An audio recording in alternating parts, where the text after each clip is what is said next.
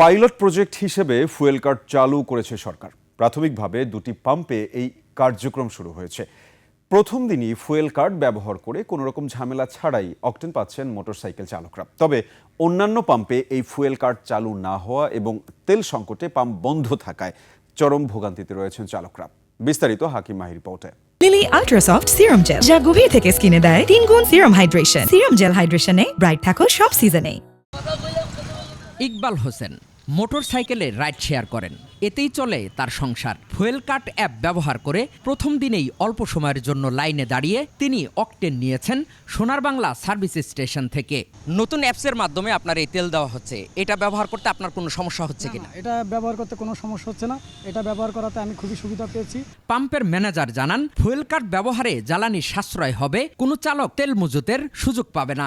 ইউজাররা অনেকটা এখনো ক্লিয়ার না কিভাবে রেজিস্ট্রেশন করতে হবে, কি তথ্য লাগবে, অনেকে জিনিসটাকে একটু কমপ্লিকেটেড মনে করতেছে। হ্যাঁ, আমরা শিখিয়ে দিচ্ছি স্টেশন থেকে, প্লাস মন্ত্রণালয়েরও ভলান্টিয়াররা কাজ করতেছে। পাইলট প্রজেক্ট হিসেবে সোনার বাংলা সার্ভিস স্টেশন ও ট্রাস্ট ফিলিং স্টেশনে অকটেন দেয়া শুরু করেছে জ্বালানি ও খনিজ সম্পদ মন্ত্রণালয়। সকালে তারই অংশ হিসেবে পাম্প দুটি পরিদর্শন করেন মন্ত্রণালয়ের কর্মকর্তারা।